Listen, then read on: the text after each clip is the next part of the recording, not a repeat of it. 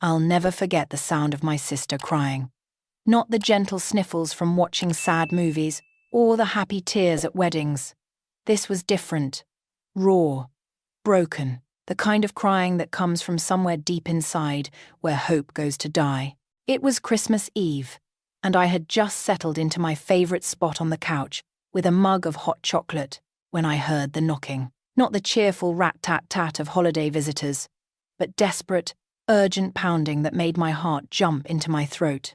I opened the door, and there she was, Deanna, my twin sister, my other half, standing in the hallway with mascara streaming down her face in black rivers, her eyes red and swollen, her whole body shaking like a leaf in a storm. She was wearing a thin cardigan even though it was freezing outside, and when she lifted her hand to wipe her nose, I saw it, the bruise, dark purple and angry, wrapping around her wrist like a twisted bracelet.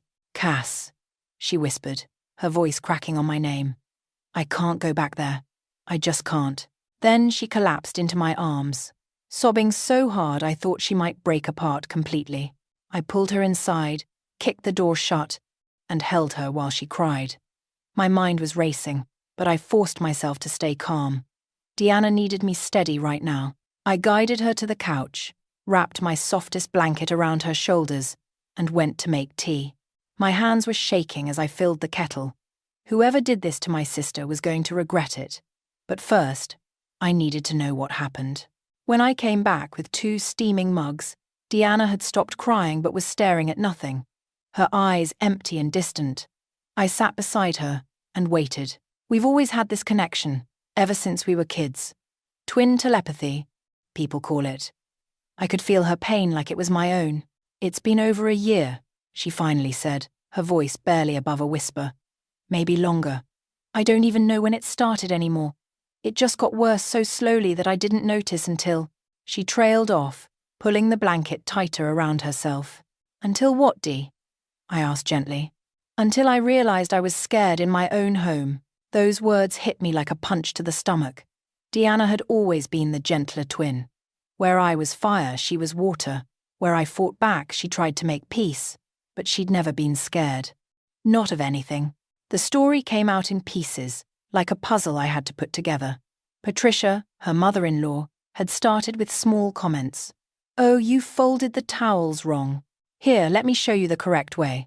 This dinner is... interesting. Not how I taught Brandon to expect his meals, but I'm sure he appreciates the effort. That dress is a bit tight, dear. Are you sure you want Brandon seeing you like that? At first, Deanna had tried to laugh it off. Patricia was just particular, that's all. Wanted things done a certain way. But the comments never stopped. They multiplied. Spread. Like poison through her marriage. She questions everything I do, Deanna said, staring into her tea. How I clean, how I cook, how I dress, how I talk. She comes over unannounced and runs her finger along the furniture looking for dust. She rearranges my kitchen cabinets because my system is wrong. She tells Brandon I'm not good enough for him, and he just lets her. What about Brandon? I asked.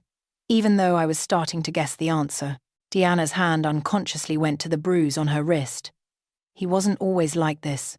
When we were dating, he was sweet, charming. But after we got married, especially after his mum started coming around more, he changed. Or maybe he just stopped pretending. She told me about the demands. Fetch me a beer, change the channel, get my phone charger from upstairs.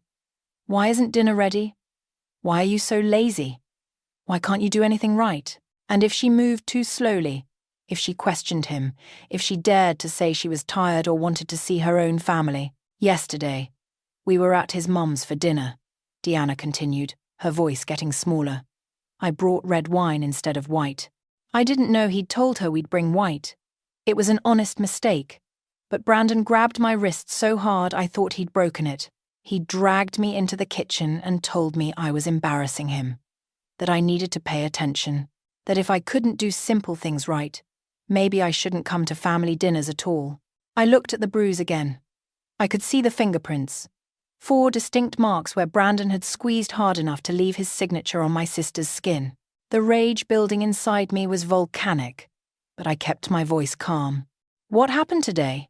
Patricia called this morning. She announced that Christmas dinner would be at her house. 15 people. And I'm expected to cook the entire meal. All of it. Turkey, sides, appetizers, desserts, everything, while they watch football and relax. When I said I wanted to see you and Uncle Ray for Christmas, she laughed. Actually laughed. Then Brandon got on the phone and told me I was being selfish and ungrateful, that his family was my family now, and I needed to act like it. Deanna's hands were trembling. I couldn't do it anymore. I couldn't spend another holiday being treated like I'm nothing, like I'm just there to serve them. So I told him I needed some air, and I ran. I didn't even bring anything. I just got in my car and drove here. We sat in silence for a moment. I was remembering things. All those times over the past year, when Deanna had cancelled plans, when she'd seemed distant on phone calls, when she'd made excuses about why we couldn't get together. I'd thought she was just busy with married life. Now I realized she'd been hiding. I'm so stupid, Deanna whispered. I should have seen it. I should have left sooner. I just kept thinking if I tried harder, if I was better, if I could just make them happy. Stop, I interrupted firmly. Don't you dare blame yourself. This isn't your fault, Dee. None of it. But even as I said it, I could see the doubt in her eyes. That's what they'd done to her. Made her question her own reality. Made her think she was the problem. Then something clicked in my brain. A memory from childhood. We were 8 years old, and I was struggling with a math test while Deanna was struggling with a spelling test. So we'd switched places. I took her spelling test. She took my math test. We both got A's. Our teachers never knew. We'd pulled that trick dozens of times growing up. We were identical twins. Same face, same height, same voice when we tried. The only real difference was our personalities. And even those we could fake when we needed to. I looked at my sister, really looked at her.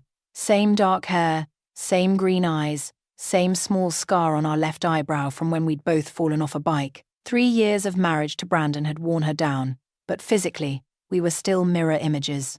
An idea formed. Dangerous. Probably crazy. But the more I thought about it, the more it made sense. Dee, I said slowly, how would you feel about having a very different kind of Christmas? She looked up at me, confusion cutting through her tears. What do you mean? I leaned forward, my mind already racing through the possibilities. Remember when we were kids? How we used to switch places? Cass, we're not kids anymore. I know. But think about it. What if you didn't go back there? But I did. The confusion on her face turned to shock. Then fear. Cass, no, you don't understand how they are. They'll know immediately. This is crazy. But I could see something else in her eyes too.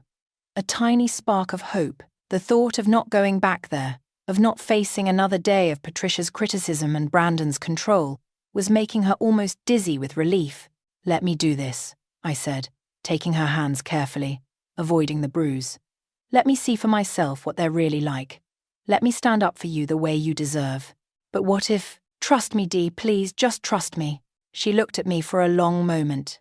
Then, slowly, she nodded. And just like that, the plan was set in motion. The panic hit Deanna about 30 seconds after she agreed to the plan. No. No. Cass, I can't let you do this. You don't know what you're walking into. Patricia notices everything. The way I stand, how I hold my coffee cup, which hand I use to open doors. And Brandon, he'll know something's off. He always knows when I'm acting different. He'll get angry and... And what? I interrupted, keeping my voice gentle but firm. He'll grab your wrist. Oh wait, he already did that. To you. To his actual wife, who was trying her best to please him. Deanna flinched, but I pressed on. Dee, I need you to tell me everything. Every little detail. How you talk to them, how you act, what they expect. I need to become you for a few days. She stared at me like I'd lost my mind. Maybe I had, but I'd seen that bruise on her wrist, heard the brokenness in her voice, and something in me had snapped. Nobody hurt my sister and got away with it. Start with the basics, I said, grabbing a notebook. Patricia, What sets her off? Deanna took a shaky breath. Everything, but especially talking back. Even if you're just explaining something, she sees it as disrespect. You have to agree with her. Always. Say things like, "You're right, and I'm sorry, and I should have known better." I physically felt myself recoil. Those words tasted like poison just thinking about them. But I nodded and wrote them down. And your body language. Keep your eyes down. Don't make too much eye contact, especially with Patricia. Stand with your shoulders slightly hunched, like you're trying to make yourself smaller. Never put your hands on your hips, Patricia says, that's aggressive. And always, always apologize. For everything. Even things that aren't your fault. Every word she spoke made me angrier, but I kept writing. Deanna continued, describing a life I could barely comprehend.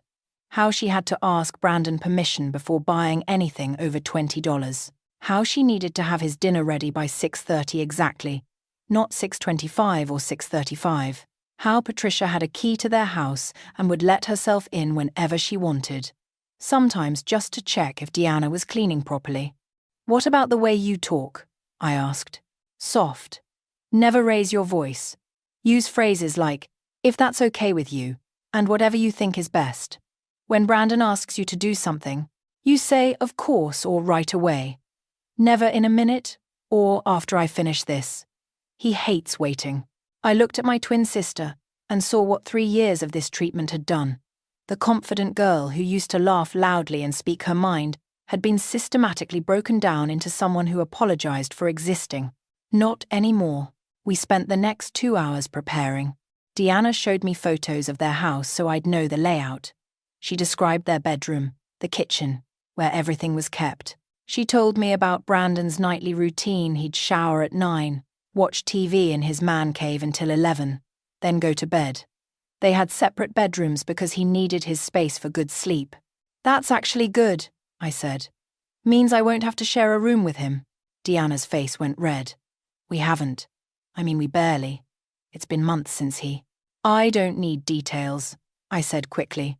Though internally I was adding this to my list of reasons Brandon Fletcher was garbage. Then came the wardrobe. Deanna pulled out the clothes she'd been wearing when she arrived and went to my closet to find more options. Everything she chose was bland. Beige sweater, grey pants, navy cardigan. Nothing bright, nothing form-fitting, nothing that expressed any personality whatsoever. Patricia says bold colours and patterns are attention-seeking, Deanna explained quietly. And Brandon doesn't like when other men look at me, so nothing too fitted.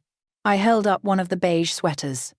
"Dee, this looks like something a 70-year-old accountant would wear to a funeral." "I know," she whispered. I changed into the terrible outfit and stood in front of my mirror. Physically, I looked exactly like Deanna, but everything else was wrong. My posture was too straight, my expression too confident, my eyes too fierce. "Show me how you stand around them," I said. Deanna stood beside me. Her shoulders curved inward, her head tilted down slightly, her hands clasped in front of her. She looked smaller somehow, like she was trying to disappear. I copied her posture. It felt awful, like wearing a costume made of shame. "Now show me your voice." When Deanna spoke to demonstrate, her voice was softer than normal, with an almost apologetic tone threading through every word. "Is there anything I can get you?" "I'm sorry, I didn't realize." "You're absolutely right. I should have thought of that." I practiced, lowering my voice, adding that defeated quality.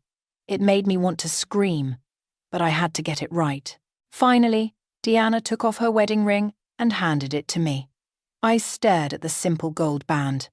It felt heavy in my palm, like it weighed 1,000 pounds. "I hate this ring," Deanna said suddenly. "I used to think it meant forever, and love and partnership. Now it just feels like a collar." I slipped it onto my finger. "After this week, you'll never have to wear it again. I promise." Then came the hardest part. I needed to text Brandon from Deanna's phone. She handed it to me with shaking hands, and I saw the message history.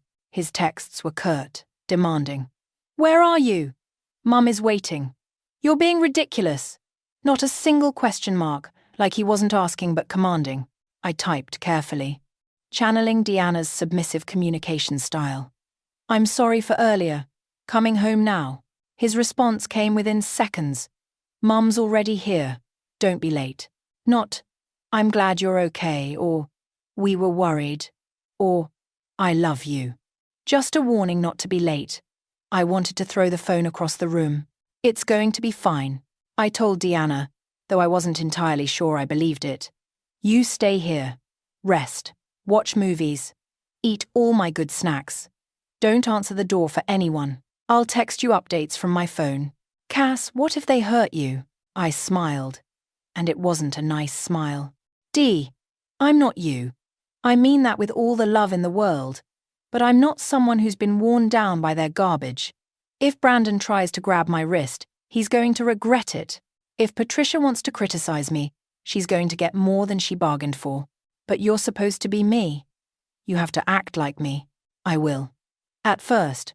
But I'm also going to push back in small ways. Test boundaries. See exactly who these people really are when someone doesn't immediately bow down." I grabbed my purse and Deanna's car keys. "Besides, I won't be totally me. I'll be," Deanna with a spine, "what you would be if you hadn't been emotionally beaten down for 3 years." Deanna hugged me tightly. "Be careful. Please." "Always am," I lied. The drive to Deanna's house took 20 minutes. With every mile, I practiced her mannerisms. The apologetic tone, the downcast eyes, the hunched shoulders. By the time I pulled into the driveway of the suburban 2-story house, I had transformed. The house looked perfect from outside. Manicured lawn, tasteful Christmas lights, wreath on the door, like something from a holiday magazine. But I knew what was inside. The pretty exterior was just a mask, same as the one I was wearing now. I took a deep breath, grabbed Deanna's purse, and walked to the front door. My hand hesitated on the knob. This was it. Once I walked through, I was Deanna. Submissive, apologetic, scared Deanna. I opened the door. The house was cold despite the heater running. Not temperature cold, but atmosphere cold. Like all the warmth had been sucked out of it. Brandon was sitting on the couch, phone in hand, barely glancing up. "You're late," he said flatly. No hello, no acknowledgement that his wife had been gone for hours. "I'm sorry," I said softly, channeling Deanna's apologetic tone. Every word tasted like dirt in my mouth. "Mum's been waiting." He still hadn't looked at me properly. Then Patricia emerged from the kitchen, and I understood why Deanna had been so terrified. The woman was dressed immaculately, her silver hair perfectly styled, her expression radiating disapproval. She looked me up and down like I was a stain on her carpet. "Well," she said, crossing her arms, "finally decided to grace us with your presence. The kitchen's a disaster. I hope you're planning to clean before you start cooking tomorrow morning." I nodded meekly, gripping my purse strap to keep from saying what I really thought. "I don't know what's gotten into you today, Deanna," Patricia continued, running off like a child throwing a tantrum. "Very immature, very selfish. Brandon deserves better than this drama, especially on Christmas Eve." Brandon nodded along like a puppet. "Mum's right, you embarrassed us."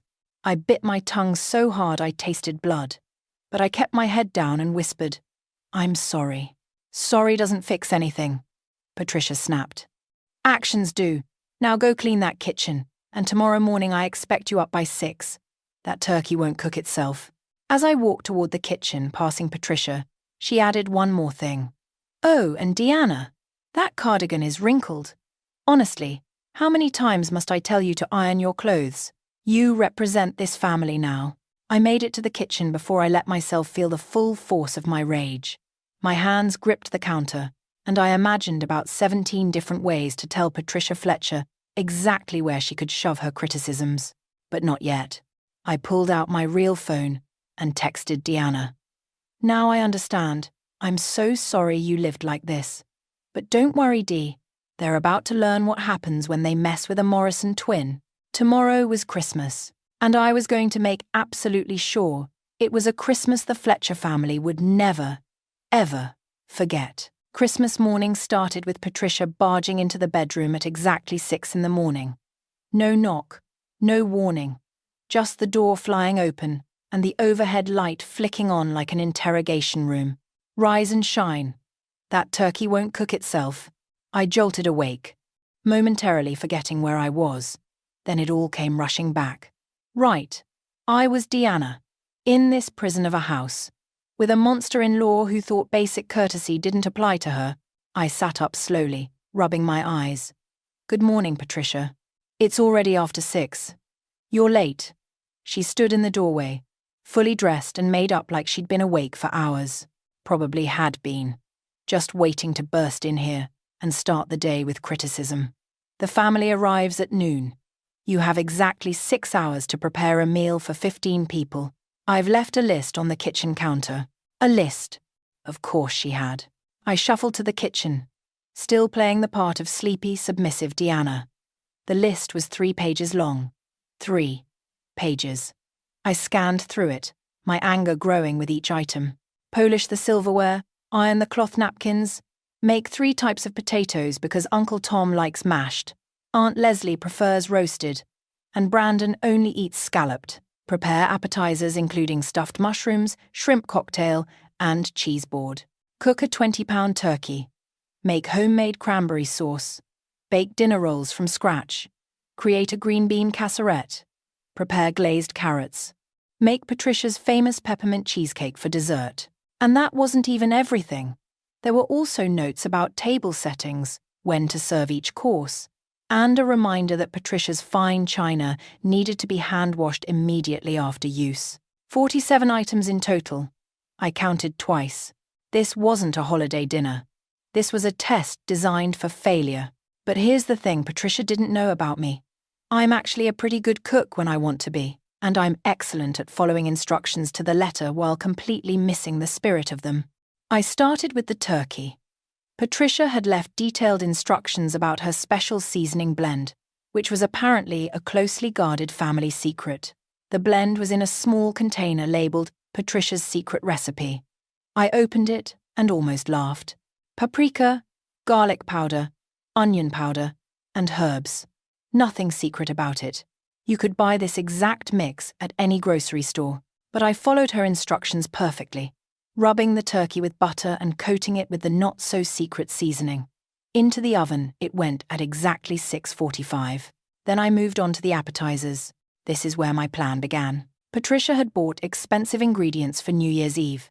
Fancy cheeses, imported crackers, premium shrimp. They were in the fridge with a note. Do not use for New Year. But the list said to make a cheese board and shrimp cocktail. So, technically, I was just following instructions. I arranged the expensive cheeses beautifully, fanned out the imported crackers, and created a shrimp cocktail that looked like it belonged in a fancy restaurant. All with the New Year's ingredients. Oops! Next came the table setting. Patricia wanted her heirloom china, the set that had been in the Fletcher family for 4 generations. But when I went to get it, I noticed something. There were 2 china sets in the cabinet, the heirloom set, and a nearly identical but slightly less ornate set, the second best china, as the label said. I set the table with the second best china. It looked almost identical. Patricia would have to look closely to notice the difference, and if she did notice, well, I'd just apologize and say they looked the same to me. Honest mistake. Around 9, Brandon finally emerged from his man cave bedroom. He walked right past me without a word and poured himself coffee. I was elbow deep in potato peeling, but he didn't offer to help. Just stood there scrolling through his phone. Morning, I said quietly, keeping up the Deanna act. He grunted. That was it. A grunt. Like I was background noise. Patricia came in then, inspecting my work. She picked up a dinner roll I'd shaped. These are uneven. The family expects perfection, Deanna. I'll fix them, I said, keeping my voice soft even though I wanted to tell her that nobody cared if dinner rolls were perfectly symmetrical except her. See that you do. She moved to the appetizers, and her eyes widened. Deanna, are these the cheeses I bought for New Year's? I looked up, putting on my best confused expression. The list said to make a cheese board. These were the only fancy cheeses in the fridge. Was I supposed to use different ones? Patricia's face went through several colors. Red, purple, back to red. Those were. You should have. Obviously, I meant.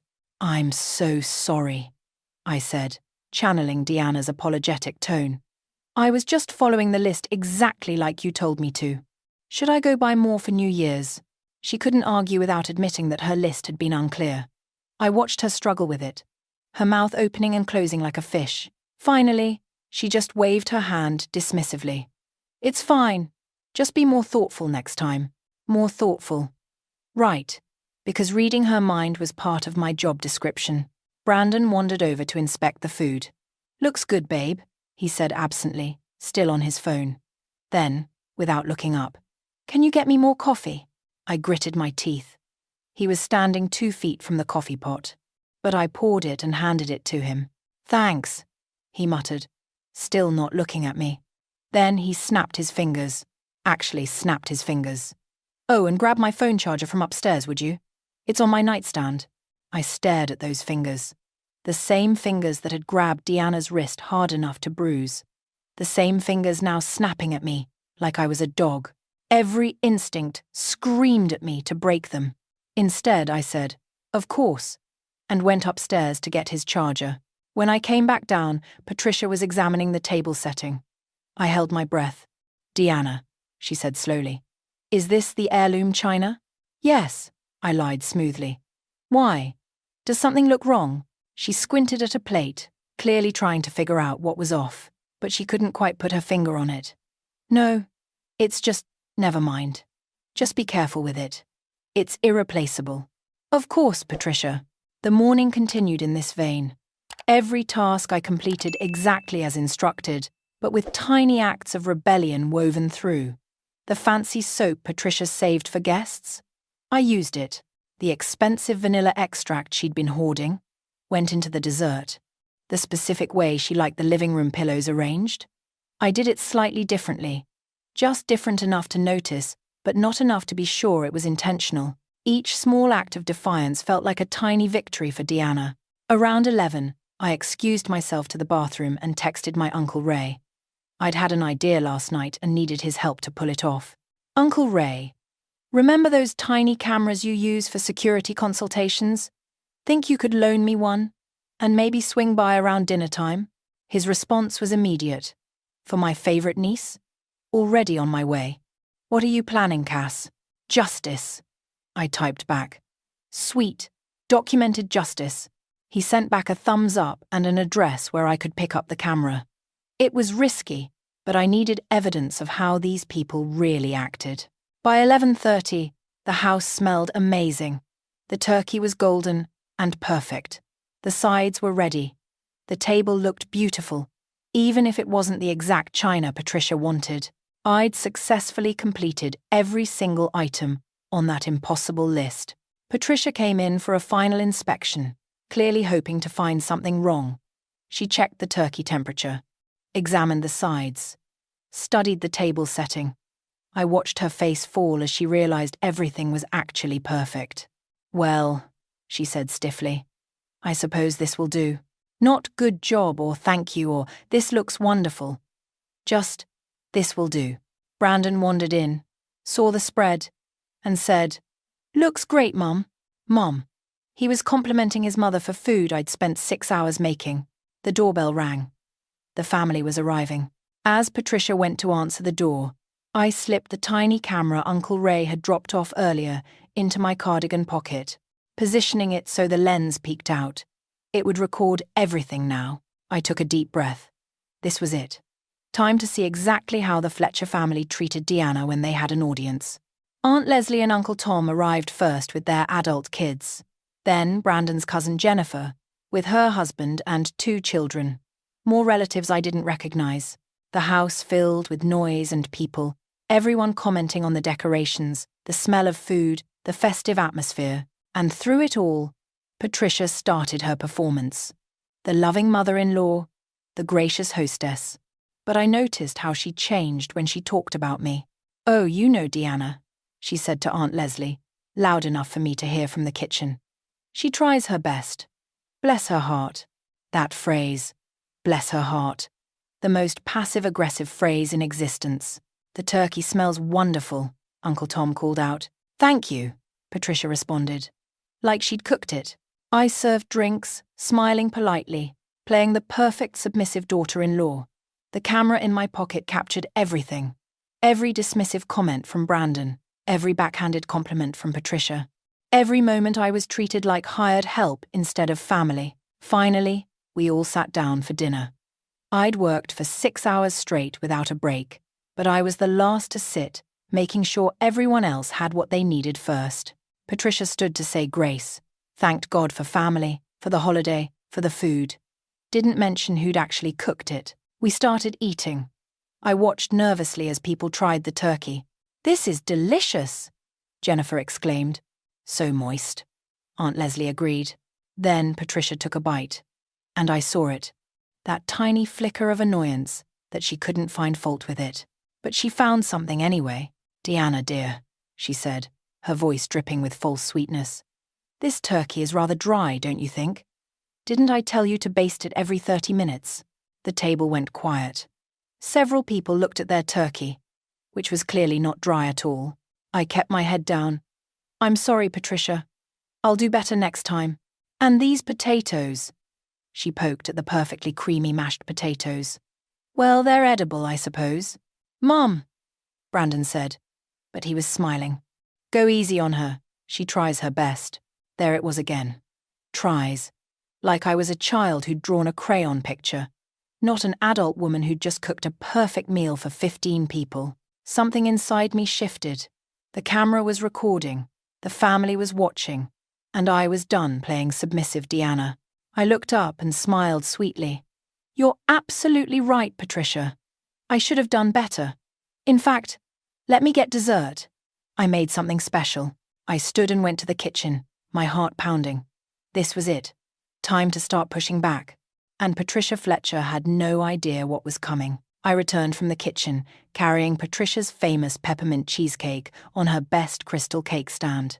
It looked perfect, creamy white, with crushed candy canes sprinkled on top, just like the photo in her recipe binder. Everyone oohed and ahed appropriately. Patricia preened, already opening her mouth to accept the compliments for a dessert she hadn't made. But I wasn't done talking. "This is Patricia's grandmother's recipe," I announced to the table, setting the cake down carefully. "Oh, wait. I'm sorry. Let me correct myself." I pulled out my phone well, Deanna's phone, and scrolled to a page I'd bookmarked earlier. Actually, it's the recipe from Holiday Desserts Monthly Magazine, December 2015 edition, page 43. The article is called "Festive Cheesecakes for Your Holiday Table." I have the screenshot right here, if anyone wants to see. The room went silent. You could have heard a snowflake land. Patricia's face drained of all colour, then flooded with red. "What are you talking about? That's my grandmother's. Your grandmother who was supposedly born in 1920? I continued, my voice still sweet and polite, but with an edge that definitely wasn't Deanna. "That's interesting, because this magazine published the recipe in 2015. Unless your grandmother invented time travel, I'm not sure how that works." Aunt Leslie's mouth fell open.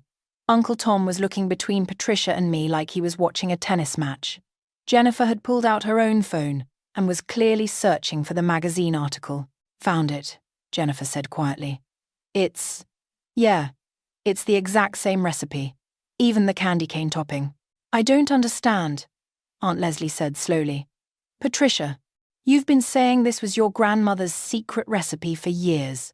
At every Christmas, every potluck." Patricia stood up so fast her chair scraped against the floor. "This is ridiculous. Deanna is obviously trying to embarrass me because I gave her some constructive criticism about the meal." Constructive criticism? The words came out sharper than I'd intended. I took a breath and reined myself in. Still had to play this carefully. "You mean calling perfectly moist turkey dry? Saying edible potatoes were just edible? In front of everyone?" Brandon stood up too, his face darkening. "Deanna, what's gotten into you? Apologize to my mother right now." "No." That single word hung in the air like a bomb. Brandon blinked. "What did you just say to me?" I said no. I straightened my shoulders, letting Deanna's hunched posture fall away. I'm not apologizing for telling the truth. Your mother has been passing off a magazine recipe as a family heirloom for years. That's not my fault. That's it. Brandon started walking toward me, his hand reaching out. The same grabbing motion Deanna had described. The same movement that had left bruises on her wrist. But I wasn't Deanna. I caught his wrist mid-air. Fast, firm. His eyes widened in shock. Don't. You. Dare. My voice was ice cold. The room was frozen. Brandon stared at me like he'd never seen me before. Which, technically, he hadn't. Deanna? His voice cracked slightly on the name. What?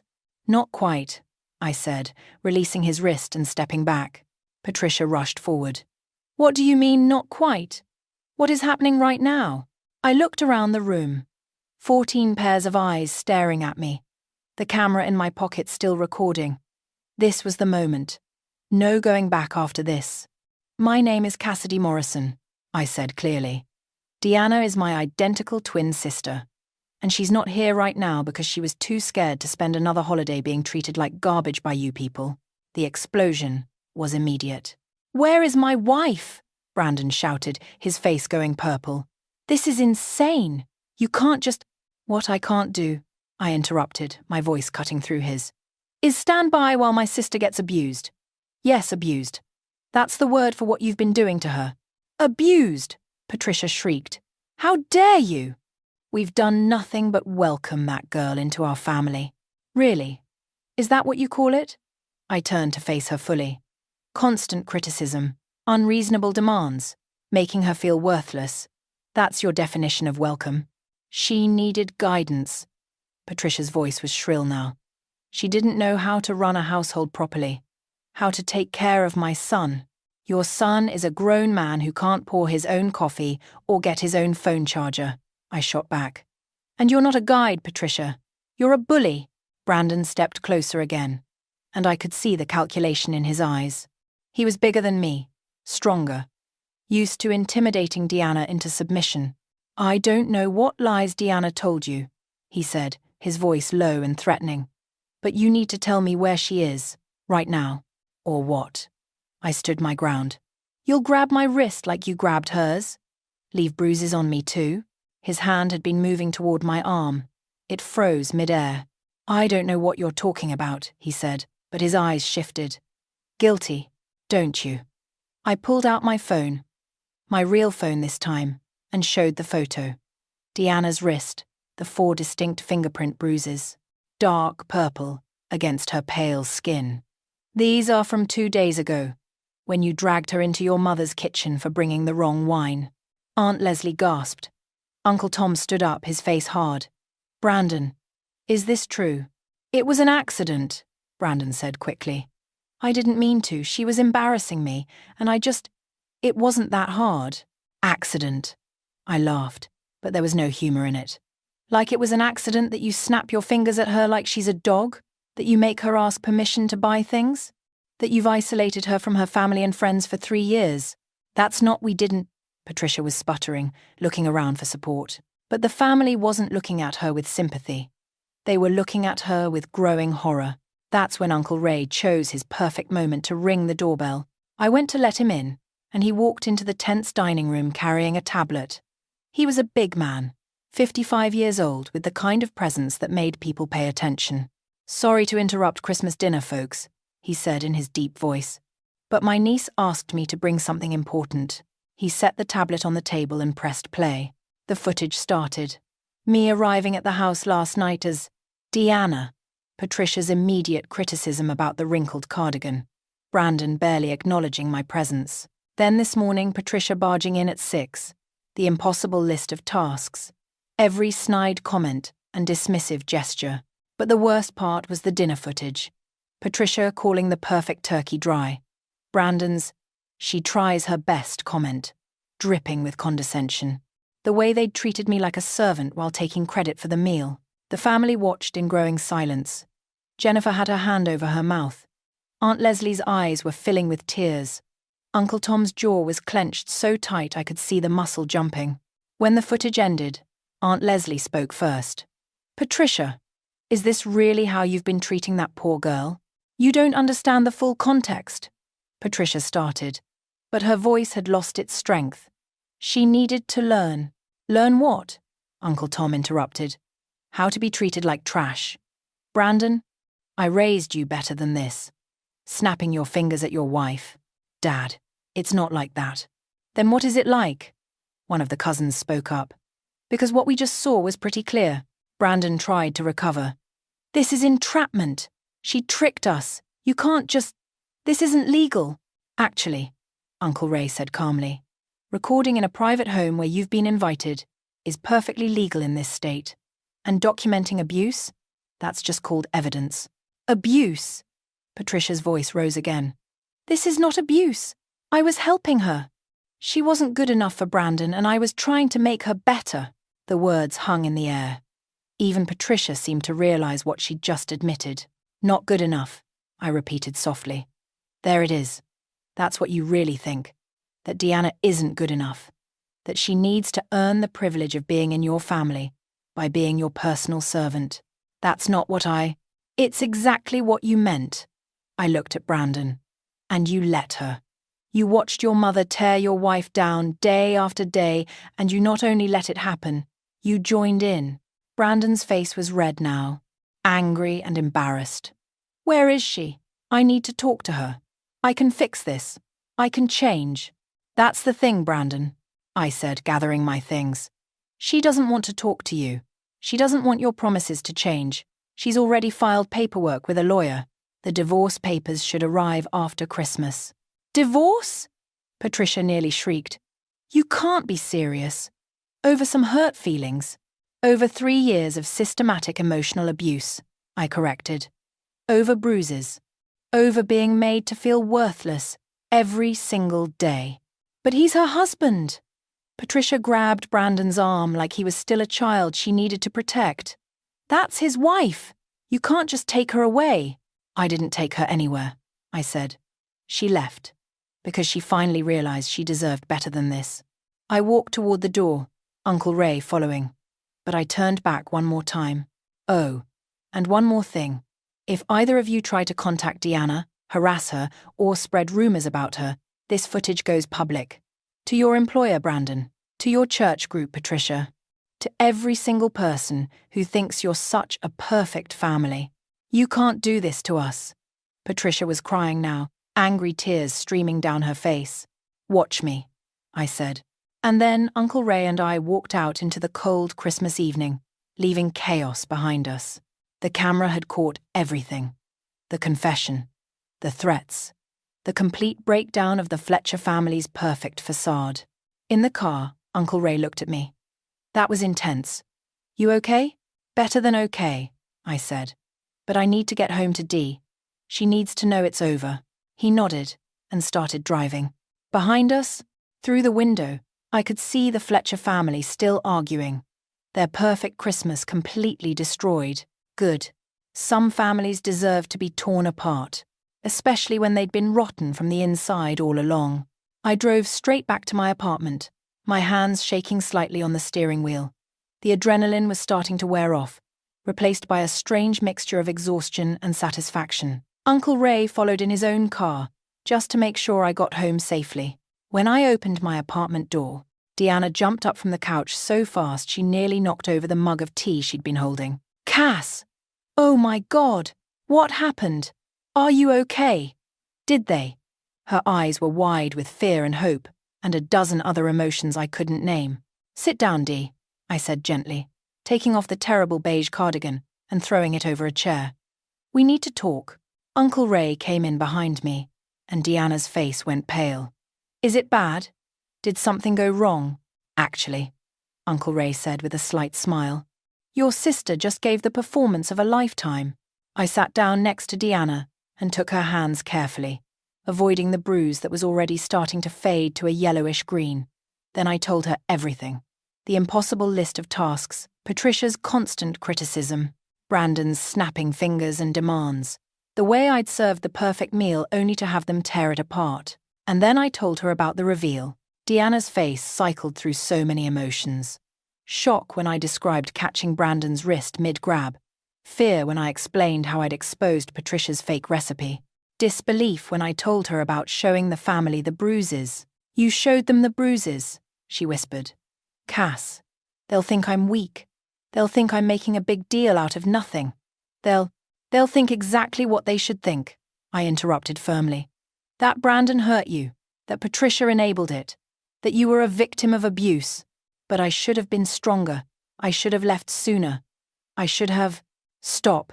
I squeezed her hands. Dee, listen to me. None of this is your fault. Not one single part of it. You're not weak for staying. You're brave for leaving. She started crying then.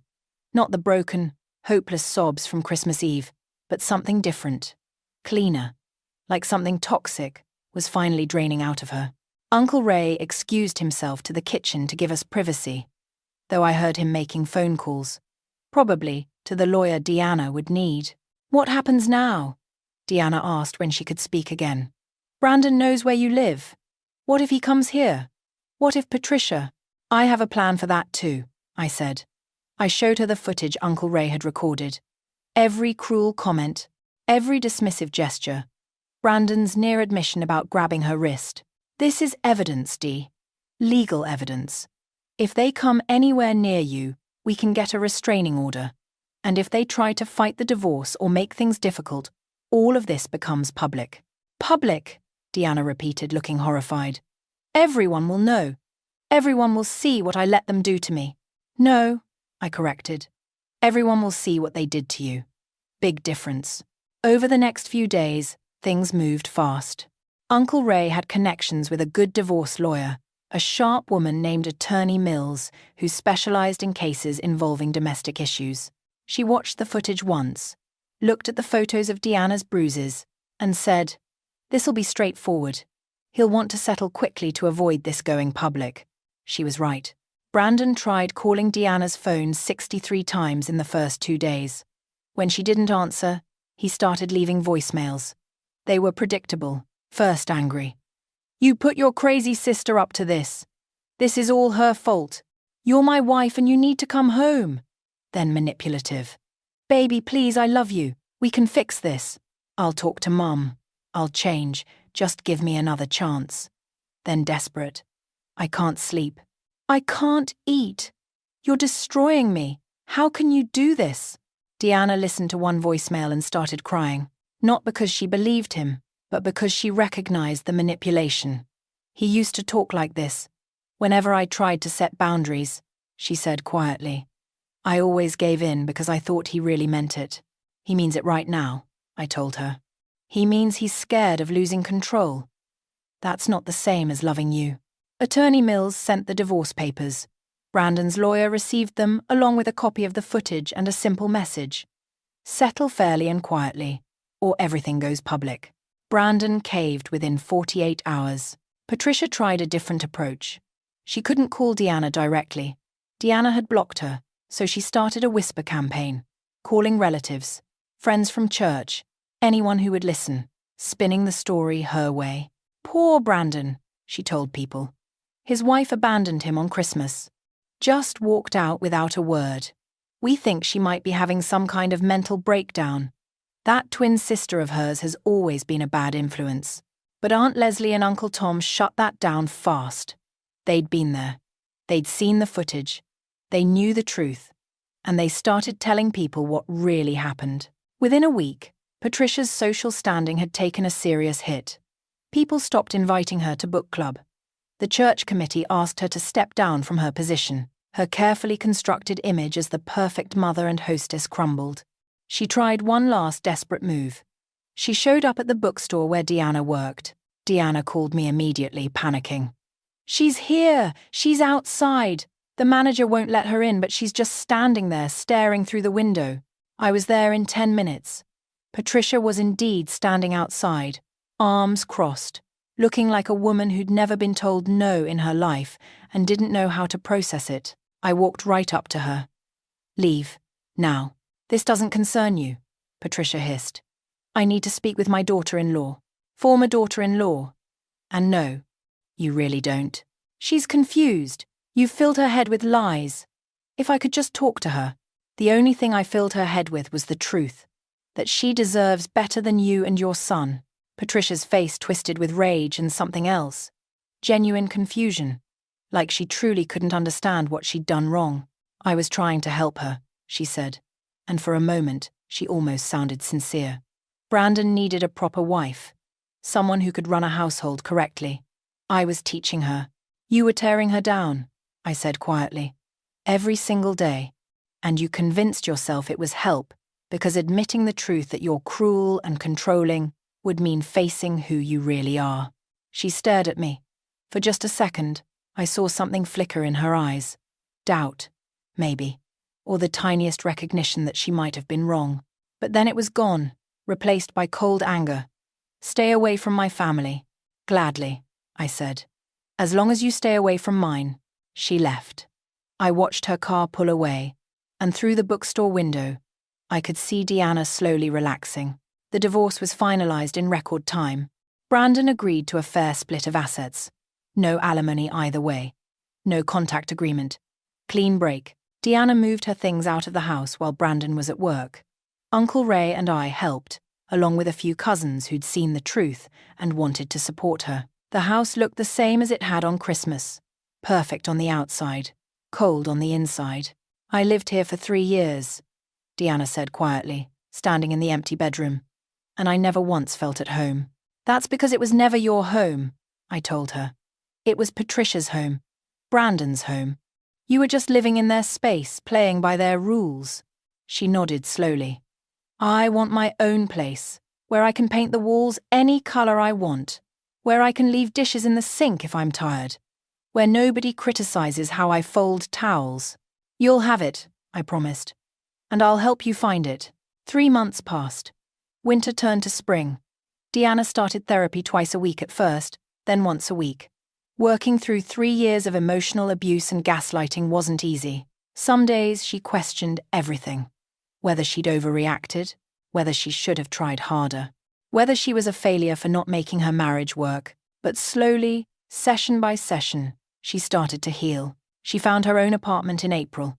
Small but bright, with big windows and a kitchen where she could cook without criticism. She painted the bedroom a soft lavender.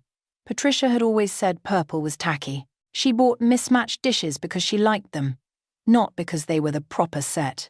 She got promoted at the bookstore. Full-time, with a small management role. Her boss said she'd become more confident, more willing to share ideas, and she started dating again. Nothing serious at first, just coffee with a guy who came into the bookstore regularly. Then dinner, then a second date. He was kind, asked about her opinions, listened when she talked. It's strange. She told me over Sunday brunch our new tradition, being with someone who doesn't expect me to be perfect, who laughs when I spill coffee instead of sighing like I'm incompetent. That's not strange, Dee, I said, smiling. That's normal. That's how it should be. 6 months after Christmas, we were walking out of a cafe when Deanna suddenly froze.